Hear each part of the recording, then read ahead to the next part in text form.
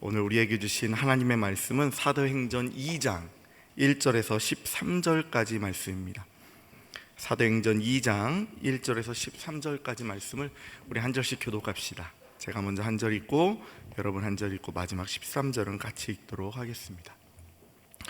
오순절 날이 이미 이름에 그들이 다 같이 한 곳에 모였더니 호련히 하늘로부터 급하고 강한 바람 같은 소리가 있어 그들이 앉은 온 집에 가득하며 마치 불의 혀처럼 갈라지는 것들이 그들에게 보여 각 사람 위에 하나씩 임하여 있더니 그들이 다 성령의 충만함을 받고 성령이 말하게 하심을 따라 다른 언어들로 말하기를 시작하니라. 그때 경건한 유대인들이 천하 각국으로부터 와서 예루살렘에 머물러 있더니 이 소리가 나매 큰 무리가 모여 각각 자기의 방언으로 제자들이 말하는 것을 듣고 소동하여 다 놀라 신기하게 여겨 이르되 보라, 이 말하는 사람들이 다 갈릴리 사람이 아니냐. 우리 각 사람이 난 곳 방언으로 듣게 되는 것이 어찌 됨이냐. 우리는 바데인과 메데인과 엘람인과 또 메소보다미아, 유대와 갑바도기아, 본도와 아시아, 부르기아와 밤빌리아와 애굽과 및 구레네에 가까운 리비아 여러 지방에 사는 사람들과 로마로부터 온 나그네 곧 유대인과 유대교에 들어온 사람들과 그레데인과 아라비아인들이라 우리가 다 우리의 각 언어로 하나님의 큰 일을 말함을 듣는도다 하고 다 놀라며 당황하여 서로 이르되 이 어찌 된 일이냐 하며 함께요. 또 어떤 이들은 조롱하여 이르되 그들이 새 술에 취하였다 하더라. 아멘. 오순절 날에 그들, 즉 예수님을 따르던 무리들이 한 곳에 모였다고 오늘 성경은 우리에게 말씀을 해주십니다. 이들이 한 자리에 모인 이유가 무엇일까? 작정하고 모인 것일까? 아니면 상시적으로 마치 우리 오늘 금요기도회처럼 이렇게 모일 때가 되니 모인 것일까? 성경은 그 이유에 대해 다른 말로 더해 주시지는 않습니다. 다만 이미 오순절이 되어서라고 말씀해 주십니다. 오순절을 여러분 아시나요? 오순절은 6월절에서 시작하여 50일째 되는 날로 초실절 또는 칠칠절로도 불렸습니다. 오순절은 곡식의 첫 열매를 추수해 하나님의 제단에 바치는 절기로 하나님께서 이스라엘 역사 속에서 일궈오신 포도원 농사의 열매를 수확하는 절기이기도 했습니다. 얼핏 보면 엊그제 지낸 우리 고유의 명절 추석과 비슷해 보이는데 추석은 가을 추수라 오히려 초막절에 더 가깝다고 볼 수 있습니다. 물론 추수에 대한 기쁨, 모이는 문화, 민족의 명절이라는 점에서 같아 보이는 부분도 있습니다. 원래 오순절 유대인의 전통대로라면 예루살렘의 성전을 향하는 것이 맞습니다. 마가의 다락방에 모여 있을 것이 아니라 예루살렘 성전에 모여서 기도를 하는 것이 맞습니다. 근데 이들은 성전에 모이지 않고 마가의 다락방에 모여 있는 모습을 우리에게 보여주고 있는 것이죠. 이 모습은 예수님께서 하늘로 올라가시기 전 예루살렘을 떠나지 말고 내게서 들은 바 아버지께서 약속하신 것을 기다리라 하신 명령을 준수하고 있는 것으로 보입니다. 그러니까 이 말은 오순절이니까 더 특별히 모였다라고 보기보다는 습관적이고 상시적이고 말씀대로 모임을 갖고 있다라고 보는 것이 더 타당하다는 말씀을 드리고 있는 것입니다. 우리는 오순절 하면은 당연히 성령 간임하고 연결을 합니다. 오순절 하면 성령이지, 성령하면 오순절이지 이야기를 합니다. 교육을 아주 잘 받은 거죠. 좋은 주일학교를 나왔다는 증거입니다. 그런데 우리가 여기서 반드시 기억해야 되는 것은 무엇이냐면 오순절은 엄연히 이스라엘 민족의 전통에 속한 날이고 이는 구약의 산물이기도 하다는 거죠. 게다가 이날은 하나님께 율법을 받은 날로도 유명합니다. 그러니까 어쩌면 지금 제자들에게 주시겠다고 한 성령님이 그래도 오순절은 지나서 오시겠지 생각했을 가능성이 있다는 거죠.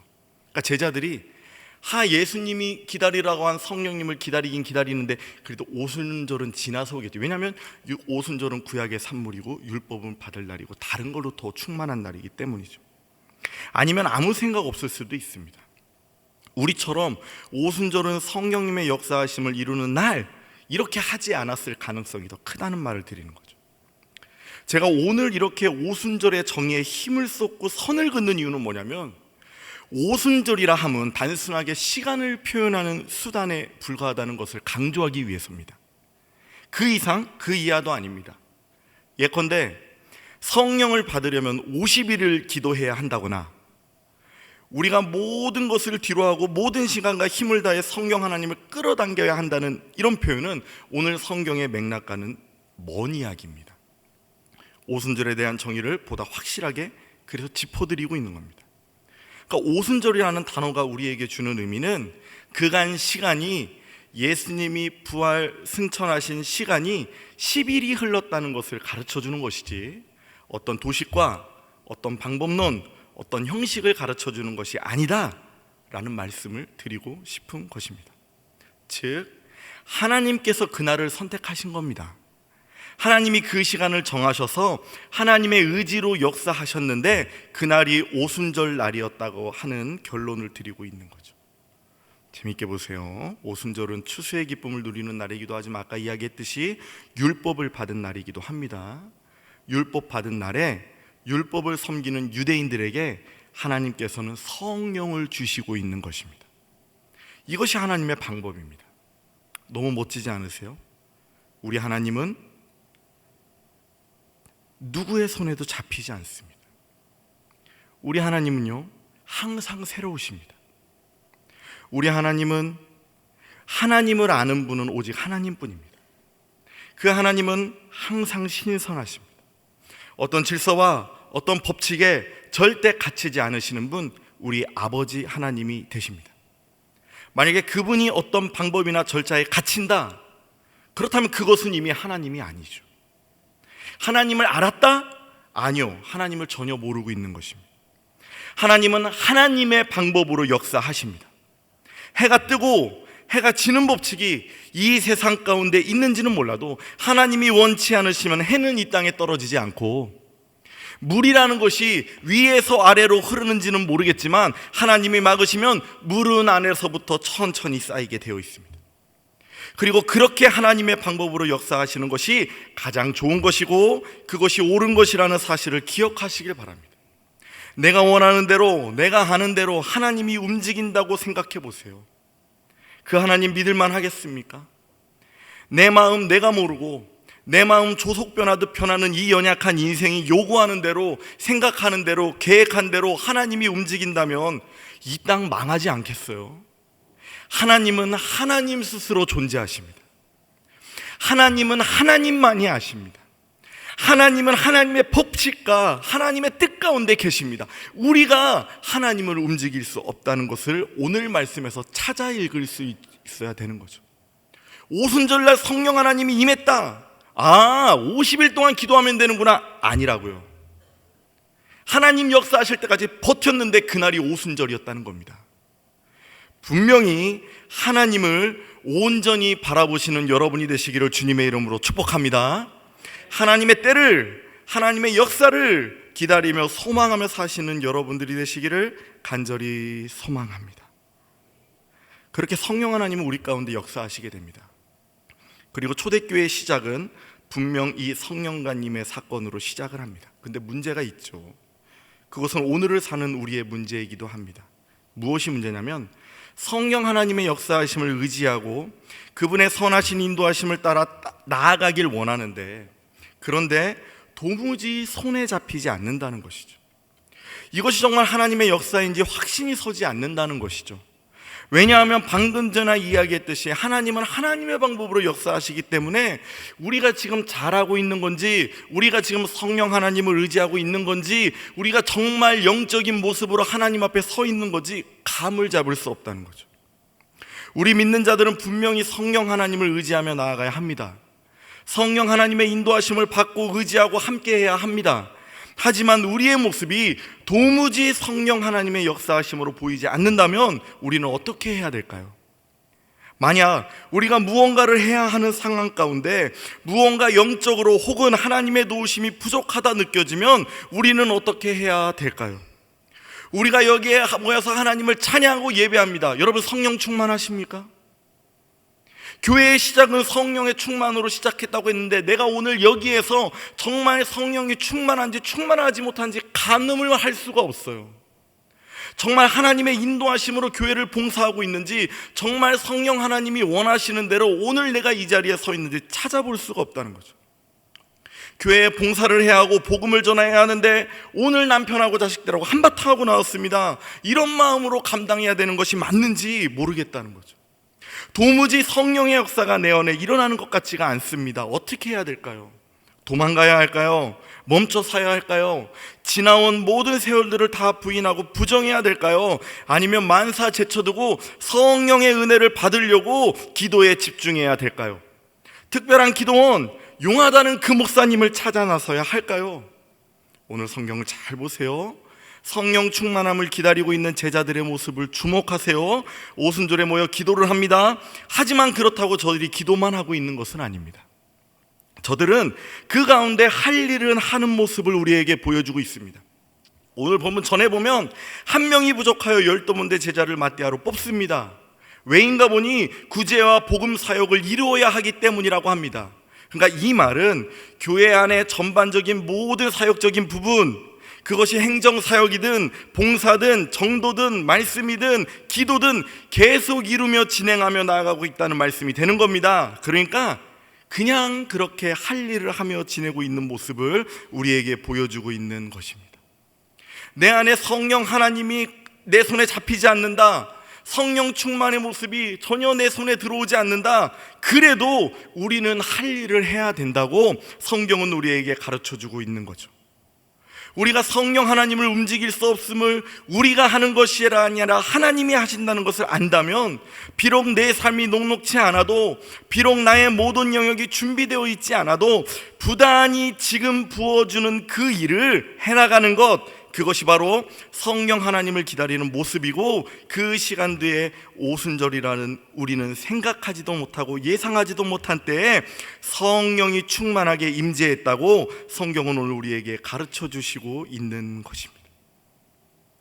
제가 이른 나이에 장가를 간다고 하니까 우리 부모님이 걱정을 많이 하셨어요. 제가 26에 장가를 갔거든요. 우리 가정의 타이밍도 그렇게 좋지가 않았어요. 게다가 하필이면 그 어머니 아버지가 하시던 사업이 이렇게 휘청이던 시기에 제 결혼을 한다고 하고 사역을 나간다고 하니까 우리 어머니가 마음이 너무 아파서 스트레스로 이 폐경이 오셨다고 훗날 이야기를 하시더라고요. 근데 불효자예요. 네, 사역자들은 불효자입니다. 근데 결혼식 한 달 전쯤에 부모님께서 우리 부부를 앉혀놓고 울면서 말씀하시길, 좋은 시작에 좋은 거 다 갖추고 좋은 집에 좋은 가구에 시작하면은 얼마나 좋겠니? 하지만 살다 보니까 하나하나씩 갖춰가며 사는 것도 참 재밌더라.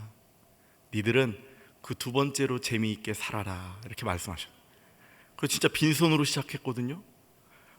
집에 가면 꽉 차 있어요. 왜 이 말씀을 드리느냐? 세상에 준비할 거 다 갖추고 시작하는 인생 없습니다. 하면서 준비되어 가는 것이고 지내면서 배워가는 것이더라고요. 맞습니까? 신앙생활도 마찬가지입니다. 우리는 성령 하나님을 의지해야죠. 성령 하나님과 함께 해야죠. 성령 하나님의 역사하심을 받아야 됩니다. 하지만 도무지 성령 하나님이 내 손 안에 들어오지 않는다. 그럼 우리 어떻게 해야 됩니까? 그래도 할 일은 하라고요. 여러분들에게 주어진 예배에 힘을 다하시라고요. 여러분들이 하고 있는 봉사를 성실하게 이행하시라고요. 매 시간 그 자리 그 모습에 나와 하나님을 찬양하고 예배하고 하나님을 기다리며 살아내시라고요. 그러면 성령 하나님께서 우리 가운데 역사해 주실 줄로 믿습니다. 사랑하는 여러분, 신앙인의 꽃말이 뭔지 아세요? 저도 들은 말이에요. 신앙의 꽃말은 인내래요. 우리는 하나님이 아니기에 하나님의 때와 그 방법을 기다리는 자세, 인내하며 주어진 환경을 성실히 살아내는 그것이 바로 신앙인들의 바른 자세, 가장 아름다운 꽃이 되는 것이라고 어떤 분이 얘기하는 걸 제가 들은 기억이 있습니다. 그리고 그때 하나님의 때, 하나님의 방법으로 성령의 역사가 휘몰아칠 줄로 믿습니다. 그 모습을 소유하시는 우리 모두가 되기를 주님의 이름으로 축복합니다. 그때 호련히 하늘로부터 급하고 강한 바람 같은 소리가 들리더니 마치 불의 혀 같은 것이 각 사람에게 임했다고 성경은 말씀을 해주십니다. 불도 혀가 있나요? 원어로 보니까 혀라고 해석도 가능하지만 언어라고 표현해도 괜찮을 것 같아요. 왜냐하면 영어 성경으로 보면 텅이라고 하는데 이 단어는 혀로도 해석이 되지만 언어, 말로도 해석이 가능하더라고요. 그러니까 불의 언어, 즉 성령의 언어들이 각 약 120명으로 추정되는 사람들에게 임했고 그 받은 은사는 방언이었다고 성경은 기록을 해주십니다. 그런데 알아듣지도 못하는 방언이 아니라 각 지역의 언어로 말을 했다고 합니다. 그 언어의 지역수를 얼핏 세어보아도 12곳, 13곳은 되는 것 같아 보입니다. 장관이었겠죠. 순식간에 벌어진 성령의 역사로 많은 사람들이 놀라고 신기하게 여겼다고 말씀은 우리에게 가르쳐 주십니다. 여러분, 이렇게 다른 나라 언어로 방언하시는 분 본 적 있으십니까? 저는 본 적 있어요. 청소년 시절 기도하다가 친한 누나가 갑자기 영어로 말하기 시작했어요. 고등학생이었거든요. 저랑 대전 변동에서 주일학교 같이 다닌 누나인데 갑자기 외국어로 막 말을 하는 거예요. 기도하다가 가본 적도 없는 그 미국어, 영어로 평범한 고등학생이었는데 원어민처럼 오히려 한국말을 못하더라고요. 신기했어요. 혀가 이렇게 꼬여가지고. 근데 이분이 이후로 영국으로 유학을 가서 중국인을 만나서 결혼했는데 그 중국인이 복음을 받아들여서 지금 중국에서 복음 사역하고 있어요. 대단한 일이 전 본 적이 있습니다. 그래서 이 말씀이 정말로 딱 다가오는 게 있어요. 제 가운데 다른 말로 이야기했다, 다른 나라 말로 이야기했다. 여러분 어떤 생각이 제일 먼저 드십니까? 저는 창세기 11장에 기록된 바벨탑 사건이 기억이 나더라고요. 언어가 하나이던 시절 인생의 교만을 보시고 우리 주님께서 언어를 다 흩어버리시죠. 근데 언어를 혼란하게 한 창세기의 사건은 저주입니다. 그렇죠? 그럼 오늘 성령가님도 저주입니까? 각 지역의 언어로 얘기했는데 아니죠. 왜 아닙니까? 저들은 다른 언어를 말하기 시작했지만 서로 다른 말을 하기 시작했지만 하나님으로 진정된 하나됨을 이루고 있었기 때문에 이건 저주가 아니고 축복입니다. 맞죠? 11절 말씀 제가 읽어드릴게요. 그레데인과 아라비아인들이라 우리가 다 우리의 각 언어로 하나님의 큰 일을 말함을 듣는도다 하고. 기억하세요. 이것이 바로 성령 하나님의 역사입니다. 성령의 역사는 다른 언어로 말하는 것이 다가 아닙니다. 신기한 말들, 우리가 평소에 보지 못하는 것들을 보여주는 게 다가 아닙니다. 다른 언어로 말하고 끝나면 바벨탑 사건과 뭐가 다릅니까? 그럼 저주되는 거죠. 신기하고 놀랍게 하겠지만 그러면 더 복잡해지는 거고 더 불편해지는 것에 불과합니다. 따라서 성령의 역사란 새로운 능력을 선물로 받는 것이 아니고 신비한 체험을 하는 것은 더더욱 아닙니다. 그럼 무엇이냐? 하나님의 큰 일을 능력 있게 선포하는 것입니다. 즉 하나님으로 하나 되는 겁니다. 하나님의 영광을 모두가 바라보게 되는 것입니다. 이것이 바로 성령의 역사하심이 되는 것입니다. 성령의 역사하시는 하나됨입니다. 무엇으로 하나됩니까? 하나님을 사랑하는 모습으로 하나 되는 겁니다. 그리고 이후로 성경은 우리에게 증명해 주십니다. 3,000명이라는 사람들이 예수를 믿었다고 말입니다. 예수를 믿었다는 말은 무슨 말인가요? 하나님을 사랑하는 마음으로 하나가 됐다는 거죠. 하나님을 찾는 자가 늘어났다는 거죠. 즉 무슨 말인가요? 교회의 일원이 되었다는 것이죠. 성령의 역사하심으로 3,000명의 성도가, 교회가 늘어났다는 말입니다. 그럼 교회의 일원이 되었다는 것은 무슨 말인가요? 하나님을 예배하고 하나님께 기도하고 구제와 봉사와 복음 선포하는 일에 힘을 다했다는 말이 되는 거죠. 교회를 더욱 든든히 세워갔다는 말이 되는 겁니다. 자, 그럼 여기서 짚어봅시다. 우리 방금 전 성령 충만하지 못할 때 우리는 어떤 자세를 갖춰야 된다고 이야기했죠? 그래도 교회 안에 할 일은 하고 성실히 맡은 바 일들을 감당해야 된다고 이야기를 했습니다. 기억하시죠? 성령이 충만하여지는 결과가 교회를 든든히 세워가는 것이었고, 우리가 비록 무언 하나 내 손에 잡히지 않는 그 시간을 지나고 있을 때에도 우리는 마땅히 교회를 든든히 세워가야 된다고 이야기를 했습니다. 여기에 바로 이 부분에 오늘 본문이 우리에게 말씀하시는 바가 있는 거죠. 사랑하는 여러분, 이 땅의 교회는 왜 존재하는 것일까요? 우리가 있는 이 공간은, 이 행사는, 이 예배는 우리들이 발 딛고 있는 그 봉사와 그 위원회와 그 부서는 왜 존재하고 있는 것일까요? 하나님의 영광과 성령의 역사를 직간접적으로 체험하여 신앙을 놓치지 말라고 우리에게 주신 것입니다. 인생은 연약합니다. 그래서 흔들립니다. 내가 누구인지, 하나님의 자녀인지, 성령의 인도하심을 받는 존재인지 생각을 하지 못할 때가 있습니다. 하지만 우리가 교회 안에 모여 하나님을 예배할 때 주어진 직분과 사역을 성실함으로 감당할 때 우리는 알게 됩니다. 아, 우리가 하나님께 속한 주의 자녀들이구나, 우리가 성령 하나님의 인도하심을 받아야 되는 존재들이구나, 우리는 알게 됩니다. 이 땅의 교회들이 힘을 잃고 있어요. 교회 안에 일어나는 일들이라면 만사 제껴두고 협력하고 힘을 쏟았던 적도 있었답니다.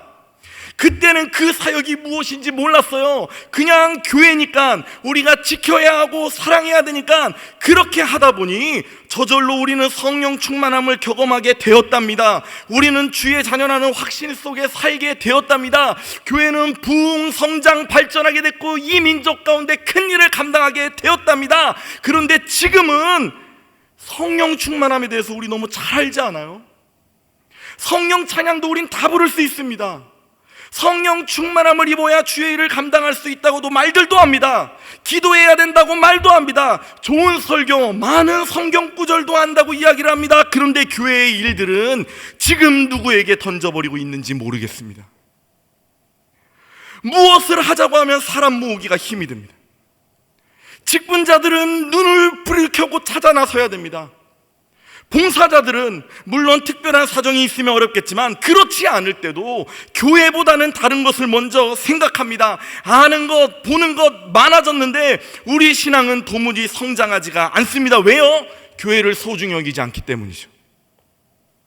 교회는 우리의 신앙을 지키는 전초기지인데, 그래서 손에 잡히는 것이 있든 손에 잡히는 것이 없든 교회를 든든히 세워나가야 우리의 신앙이 성장하는데, 교회 안에 거하기를 주저하고 있으니 어떻게 우리 신앙이 주 안에서 성장할 수 있겠습니까? 지금 우리 눈에 보이는 이 교회와 우리의 모든 행사들이 성령의 산물인 것을 왜 모르시나요?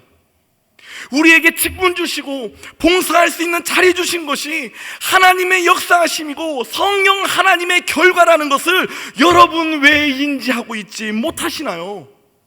성령 하나님이 그토록 원하시는 사역이 이 교회 가운데 든든히 세워나가는 것이라는 것을 오늘 성경을 통해 발견하실 수 있게 되기를 주님의 이름으로 축복합니다. 그것이 우리 자세예요. 성령 충만함의 결과가 교회를 든든히 세우는 겁니다.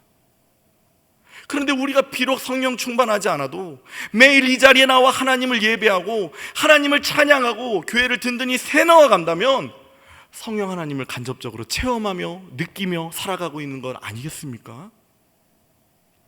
성령 충만함을 소망하시는 성도 여러분, 주의 말씀을 의지하여 권면드립니다. 교회를 귀하게 여기세요. 이 교회를 더욱 사랑해 주세요. 우리 교회 섬기기를 주저하지 마세요. 그것이 성령 하나님을 기쁘게 해드리는 우리의 모습이요, 우리를 향한 하나님의 결론이 되는 것입니다. 교회를 소중히 여기지 않는데 어떻게 신앙이 성장합니까? 3,000명이 믿었답니다. 여러분 무슨 생각이 드세요? 저는 너무 적다는 생각이 듭니다. 성령의 역사치고는 소소하다. 아마 제가 생각하는 성령 하나님은 더 위대하신 분인가 봅니다. 시간은 오순절이었습니다. 전국에 있는 모든 유대인들이 다 예루살렘에 모이는 절기입니다. 3,000명 적죠. 그리고 오늘 성경 말씀을 보세요. 다 믿은 것도 아니랍니다. 믿는 자들, 회방하는 자들도 나타납니다. 술 취했다고 비아냥거리는 자들도 나타납니다. 어디 가나 하나됨을 방해하는 세력은 존재합니다. 어디 가나 그 모임을 회하려고 하는 분들은 나타납니다. 부디 사랑하는 주의 자녀된 여러분, 그런 사람이 되지 마시길 바랍니다. 그리고 또 그런 말들에 흔들리지 않는 여러분들이 되시기를 간절히 소망합니다. 오늘 성경은 이것이 바로 교회의 시작이요 성령 강림의 역사임을 분명하게 기록해 주시고 있는 것입니다. 사랑하는 복된 여러분, 교회를 귀하게 여길 수 있는 믿음이 여러분의 삶 가운데 충만하게 나타날 수 있게 되기를 주님의 이름으로 축복합니다. 이후로 사도행전은 교회의 역사를 써내려갈 것입니다. 그게 무슨 역사라고요? 성령의 역사라고요. 그게 성령의 역사라고요. 사도행전은 우리가 잘 알듯 누가복음의 후속편입니다. 그리고 누가는 우리가 의사로도 알고 있지만 역사가이기도 합니다. 그래서 사도행전의 글의 형태를 분류할 때 역사서로 많이 분류를 합니다. 그리고 많은 영성가들은 이 사도행전을 성령행전이라고 부르죠. 즉 성령의 역사를 기록해 놓은 책으로 보고 있는 것입니다. 부디 세상이 주는 가치 판단에 흔들리지 마시고 성령 하나님의 역사를 바라보실 수 있게 되기를 주님의 이름으로 축복합니다. 성령가님, 마가의 다락방에서 시작된 복음의 역사가 오늘 대한민국에 살고 있는 나에게까지 선포된 지난 역사를 그려보시기를 바랍니다. 그리고 앞으로 우리를 통해 써내려갈 성령 하나님의 역사를 기대하시며 교회를 더욱 사랑하시는 우리 모두가 되기를 간절히 소망합니다. 하나님께서 그 인내의 자리에, 그 기다림의 자리에, 그 소망의 자리에 불같은 성령의 역사를 허락해 주실 줄로 믿습니다. 그때를 기다리며 신앙의 꽃말들을 피어나가시는 참 소망과 기쁨, 감격과 역사와 능력이 선포되어지는 성령에 속한 자들 우리 모두가 되기를 간절히 바라는 마음을 담아 이 귀한 말씀을 전해드립니다.